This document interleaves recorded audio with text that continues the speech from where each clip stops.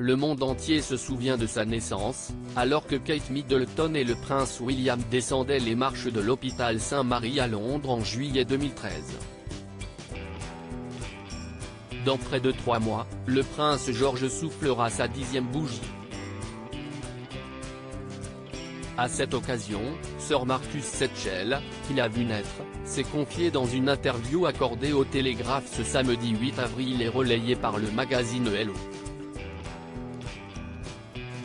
Dans les pages du quotidien britannique, l'ancien gynécologue est revenu sur son stress au moment de l'accouchement. La naissance de George m'a permis de me rappeler qu'il s'agissait d'un bébé comme les autres, dont les parents sont susceptibles de ressentir les mêmes émotions, les mêmes douleurs et les mêmes désagréments que toutes les personnes dont je me suis occupé, a déclaré le médecin. La venue au monde du prince George était sans doute l'une des plus attendues. Pourtant, sa naissance n'a pas été annoncée tout de suite par le prince et la princesse de Galles. Admise très tôt à l'hôpital londonien de Saint-Marie, Kate Middleton n'a accouché que 12 heures plus tard, à 16h24. L'annonce officielle n'a été rendue publique qu'à 20h. Entre-temps, le prince William a prévenu les autres membres de la famille royale de l'arrivée du nourrisson.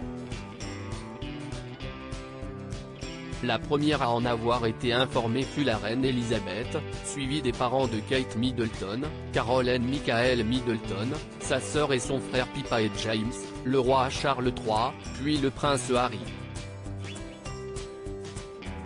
Le couple royal est sorti de l'hôpital un jour après la naissance. Le 23 juillet, il présentait le nouveau-né à la presse et au monde entier.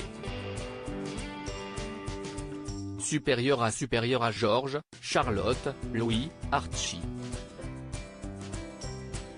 Les vraies stars de la famille royale et qui est Sir Marcus Setchell, l'ancien gynécologue de la famille royale. Désormais à la retraite, Sir Marcus Setchell a officié au service des Windsor pendant 24 ans. Depuis 1990, il était le gynécologue attitré de la famille royale et a ainsi vu naître le prince William en 1982. Plus de 30 après, c'était au tour de son fils de voir le jour. Pour assister à cet événement, le médecin avait même décidé de retarder d'1 an son départ à la retraite. C'était le sommet de ma carrière, le moment où j'ai tenu le futur roi d'Angleterre était précieux et inoubliable, avait-il affirmé à l'époque.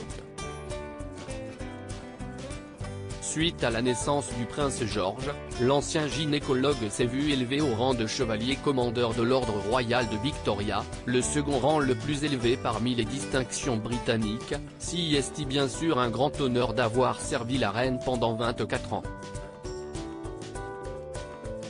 Et la naissance du prince George constitue un superbe aboutissement pour ma carrière, s'est enthousiasmé le médecin dans une interview accordée au Télégraphe après la cérémonie en mars 2014. Article écrit en collaboration avec 6 médias. Crédit photo, Express Syndication.